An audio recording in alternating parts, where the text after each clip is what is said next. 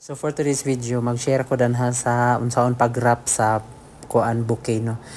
So simple ra kasi na siya nga kuan kanang bouquet pero murag mao na siya ang trend sa kuan TikTok sa amo ang sa page sa shop.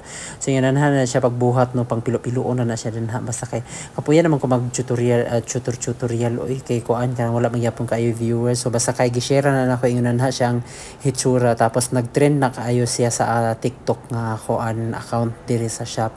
So yun na nakatsada iyahang kuan no. Simple ra na siya pero nag-trend na siya. Amot nga nung nag-trend siya kay kuan karang siguro giganahan ng mga customer sa color combination danha nga kuan.